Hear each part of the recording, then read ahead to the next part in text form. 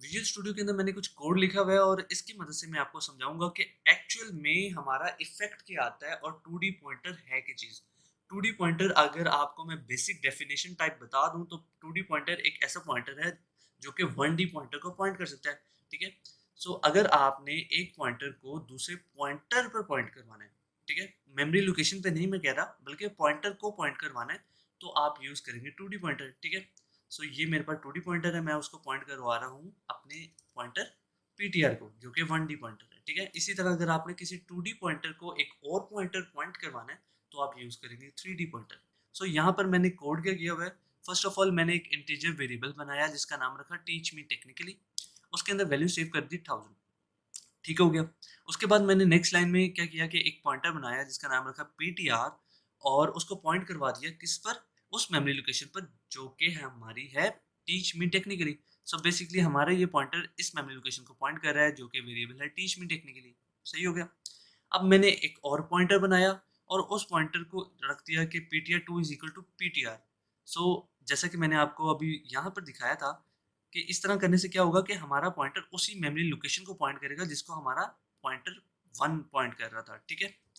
सो यहाँ से क्या हुआ, जैसे मैं लिखा इंट स्टैटिक ptr2, सो इसे लिखने से ये हुआ कि हमारा ptr2 उस लोकेशन को पॉइंट किया जिसको ptr कर रहा था और ptr किसको कर रहा था, टीच मी टेक्निकली।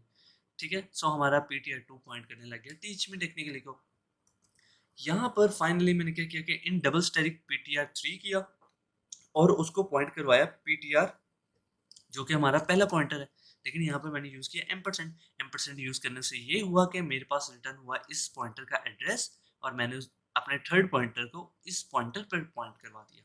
अब इससे फ़र्क क्या आएगा वो हम यहाँ पर देखेंगे कि यहाँ पर मैंने 4 वैल्यूज़ डिफरेंट प्रिंट करवाई हैं और देखा है कि हमारा क्या सेव हुआ है। सो फर्स्ट वैल्यू मैं ये प्रिंट करवा रहा हूँ कि हमारा जो पॉइंटर जिस मेमोरी लोकेशन को पॉइंट कर रहा है उसकी क्या वैल्यू है। ठीक है। सेकंड में मैं ये करवा रहा हूँ कि पॉइंटर 2 जिसको पॉइंट कर रहा है उसमें क्या पड़ा हुआ है। सही हो गया। थर्ड में मैं ये देख रहा हूँ कि पॉइंटर 3, ठीक है, इसके अंदर क्या पड़ा हुआ है। और 4 में मैं क्या कर रहा हूँ, डबल स्टैटिक यूज कर रहा हूँ ptr3। सो क्योंकि ये मेरे पास मुझे मालूम है 2D पॉइंटर है तो मैं इसको ये कह रहा हूँ कि ये पॉइंटर जिस पॉइंटर को पॉइंट कर रहा है आगे वाला पॉइंटर जिस मेमोरी लोकेशन को पॉइंट कर रहा है उसकी मेमोरी रिटर्न करो। ठीक है। सो यहाँ से उसकी वैल्यू रिटर्न होगी। यहाँ पर मैंने आगे टीच में टेक्निकली जो हमारा वेरिएबल है उसकी वैल्यू चेंज की और दोबारा से यही वैल्यूज प्रिंट करवाई। फिर आगे मैंने एक नया वेरिएबल बनाया, ठीक है, जैन, और 900 वैल्यू सेव की और अपने जो फर्स्ट पॉइंटर पीटीआर है उसको पॉइंट करवा दिया जैन पर और दोबारा से अपने पॉइंटर्स की वैल्यू को रिटर्न करवाया। सो फ्रेंड्स ये हमारा प्रोग्राम और यहाँ से स्टार्ट होता है इस लेक्चर की बोरियत खत्म होना। ठीक है। अब आपको समझ आएगा कि एक्चुअल में मैं कहना क्या चाह रहा हूँ। सो फ्रेंड्स हमारे सामने आउटपुट आ चुकी है, अब हम एनालाइज करेंगे कि हमारे पास आउटपुट क्या है। अब यहाँ से देखिए, फर्स्ट ऑफ ऑल मैंने प्रिंट कराया पॉइंटर 1 और यहाँ पर मैंने लिखा स्टैटिक पीटीआर। स्टैटिक पीटीआर करने से क्या होता है, आपने लास्ट लेक्चर में देखा होगा कि हम डी रेफरेंस कर रहे हैं और इसका मतलब ये होता है कि हमारा पॉइंटर जिस मेमोरी लोकेशन को पॉइंट कर रहा है उसके अंदर क्या पड़ा हुआ है। सो हमारा पॉइंटर पीटीआर किस मेमोरी लोकेशन को पॉइंट कर रहा था, टीच मी टेक्निकली, और उसमें क्या पड़ा हुआ था 1000। सो आप देख सकते हैं कि पॉइंटर 1 के आगे हमारा आउटपुट आया 1000। ठीक है। ये तो आपको समझ आ गई कि हमारा जो पॉइंटर 1 है जिस मेमोरी लोकेशन को पॉइंट कर रहा है उसके अंदर वैल्यू पड़ी है 1000। अब सेकंड आते हैं, हम देखते हैं कि हमारा जो पॉइंटर है पॉइंटर 2, हमने क्या कहा कि pointer 2 is equal to PTR. ठीक है। और इससे करने से मैंने आपको बताया कि पॉइंटर 2 जब हमने 1D पॉइंटर को एक और पॉइंटर पर असाइन कर रहे हैं तो इसका इन दी एंड ये होता है कि पॉइंटर 2 उस मेमोरी लोकेशन को पॉइंट करेगा जिसको ये पीटीआर पॉइंट कर रहा था और वो टीच में टेक्निकली क्यों कर रहा था, तो आप देख सकते हैं यहाँ पर टीच में टेक्निकली की वैल्यू आ गई 1000। सही हो गया। सो ये दो वैल्यूज हमारी कवर होगी। अब आते हैं पॉइंटर 3 पर। पॉइंटर 3 के अंदर जो दो हमारे पास आउटपुट है पॉइंटर 3 के नाम से, उसके अंदर फर्स्ट आउटपुट ये है कि हम स्टैटिक ptr3 कर रहे हैं। ठीक है। सो फ्रेंड्स आप देख सकते हैं कि यहाँ पर हमें एक एड्रेस रिटर्न हो रहा है और ये एड्रेस कौन सा एड्रेस है फ्रेंड्स, ये हमारे पास वो एड्रेस है जिसको हमारा पॉइंटर ptr पॉइंट कर रहा है।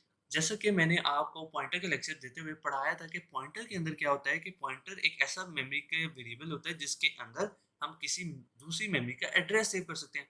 सो जब मैंने यहाँ पर लिखा ptr3 और यहाँ पर लिख दिया एम्परसेंड ptr, ठीक है, तो क्या हुआ कि मैंने अपने इस पॉइंटर का जो एड्रेस था उसको पॉइंट करवा दिया ptr3 को। ठीक है, हो गया। अब जब मैं स्टैटिक ptr3 करता हूँ तो इससे क्या होगा कि वो वैल्यू रिटर्न होगी जिसको हमारा ये पॉइंटर पॉइंट कर रहा था। अब हमारा पॉइंटर किसको पॉइंट कर रहा था, हमारा पॉइंटर इसके एड्रेस को पॉइंट कर रहा था और इसके एड्रेस, ये जो एड्रेस हमारे पास पड़ा है इसके अंदर क्या वैल्यू सेव है, हमारे बेसिकली इसका मतलब ये है कि हम हमारा जो पॉइंटर पीटीआर है इसके अंदर क्या वैल्यू पड़ी है, और पीटीआर क्योंकि पॉइंटर है तो इसके अंदर कोई एड्रेस ही पड़ा होगा। सो ये हमारे पास एक एड्रेस है और ये एड्रेस है हमारा टीच मी टेक्निकली का, क्योंकि हमने यहाँ पर टीच मी टेक्निकली को पॉइंट कर रहे थे। सो टीच मी टेक्निकली का जो एड्रेस है वो सेव हो गया था पॉइंटर में। तो जब हमने पीटीआर 3 को डी रेफरेंस किया तो हमारे पास जो एड्रेस आया वो आया टीच मी टेक्निकली का। ठीक है, हो गया। अब हम चलते हैं नेक्स्ट स्टेप पर, और नेक्स्ट स्टेप में हम देखते हैं कि सी आउट पॉइंटर 3 किया और यहाँ पर हमने डबल स्टैटिक पीटीआर 3 किया। अब डबल स्टैटिक का क्या मतलब है? डबल स्टैटिक का ये मतलब है कि दो दफा हम डी रेफरेंस कर रहे हैं। जब पहली दफा मैंने डी रेफरेंस किया तो क्या आया, मेरे पास एक एड्रेस आया और वो एड्रेस आया टीच मी टेक्निकली का। ठीक हो गया, ये तो आपने स्टेप यहाँ पर देख लिया। लेकिन जब मैं इसी एड्रेस को दोबारा से डी रेफरेंस करूंगा तो इसका ये मतलब है कि मैं देखूंगा कि इस एड्रेस पर क्या वैल्यू पड़ी हुई है। सो जब मैं देखूंगा कि इस एड्रेस पर क्या वैल्यू पड़ी हुई है तो आप देख सकते हैं कि टीच मी टेक्निकली में वैल्यू पड़ी थी 1000, तो वो यहाँ पर मेरे सामने प्रिंट हो गई। ठीक है फ्रेंड्स, सो ये हमारा कवर हो गया एक सी आउट वाला कि एक्चुअल में क्या हो रहा है। अब आपको डिफरेंस जो नजर आएगा, जो मैं आपको पॉइंटर टू पॉइंटर का समझाना चाहता था, वो नेक्स्ट एग्जांपल में समझाएगा। ठीक है, अब यहाँ पर मैंने क्या किया, मैंने यहाँ पर ये किया कि एक जो हमारे पास वेरिएबल है टीच में टेक्निकली, उसकी वैल्यू अपडेट कर दी और उसकी वैल्यू सेट कर दी 1100। जैसे ही मैंने 1100 सेट की, मैंने दोबारा से वही प्रिंट करवाया। तो हमारा जो पॉइंटर था वो पॉइंट कर रहा था, पीटीआर जो पॉइंटर था वो पॉइंट कर रहा था टीच मी टेक्निकली को।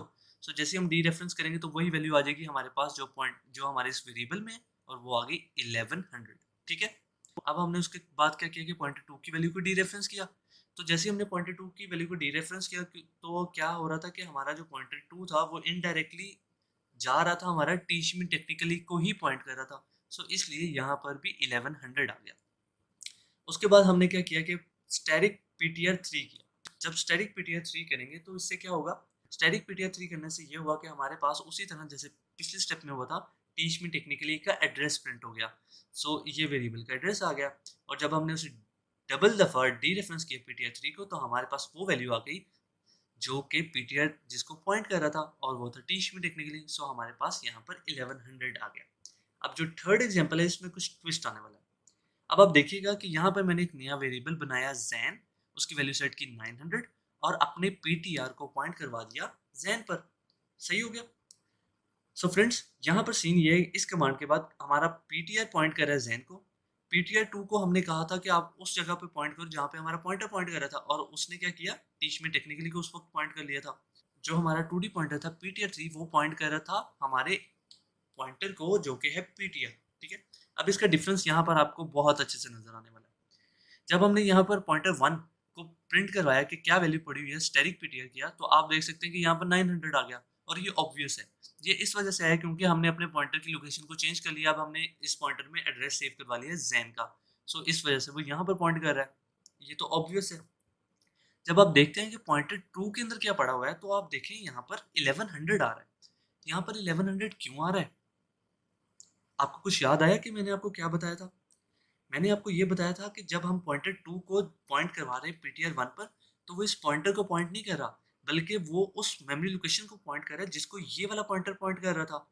सो इन दी एंड हमारा ये पॉइंटर अभी भी उसी लोकेशन को पॉइंट कर रहा है जिसको हमने पहले पॉइंट करवाया था। ठीक है, सो आप यहाँ से देखिए कि हमने यहाँ पर जो फर्स्ट स्टेप में जब PTR 2 is equal to PTR किया था, तो हमारा ये पीटीआर किस मेमोरी लोकेशन को पॉइंट कर गया, वो पॉइंट कर गया टीच मी टेक्निकली के वेरिएबल को। ठीक है, सो हमारे जो पॉइंटर है, अब आप ये देखें कि पॉइंटर 2 पॉइंट कर रहा था टीच मी टेक्निकली को, और हमने उसकी वैल्यू सेट कर दी थी 1100। ठीक है, सो यहाँ पर जब हम प्रिंट करवा रहे हैं स्टैटिक पीटीआर 2 तो यहाँ पर हमें 1100 आया है। हालांकि हमारा जो पॉइंटर है पीटीआर, वो उसने अपनी लोकेशन चेंज कर लिया और वो दूसरी लोकेशन पर पॉइंट कर रहा है, और हमने यहाँ पर यूज किया था कि static PTR 2 is equal to PTR. लेकिन हमारा जो पॉइंटर 2 की वैल्यू है वो 900 नहीं आई, बल्कि वो 1100 आई है, और वो इस वजह से आई है क्योंकि हमने इस पॉइंटर को पॉइंट नहीं किया बल्कि उस मेमोरी लोकेशन को पॉइंट किया जो कि हमारा ये पॉइंटर पॉइंट कर रहा था। ठीक है, सो इस वजह से यहाँ पर हमारे पास आई 1100 और पॉइंटर 1 में आ गई 900। अब जब हम देखते हैं कि पॉइंटर 3 की वैल्यू क्या आती है, जब हम स्टैटिक पीटीआर 3 करते हैं, तो आप देखेंगे कि हमारे पास यहाँ पर ये वैल्यू आ रही है एड्रेस, और ये एड्रेस की वैल्यू इस एड्रेस की वैल्यू से डिफरेंट है। अब ये क्यों है?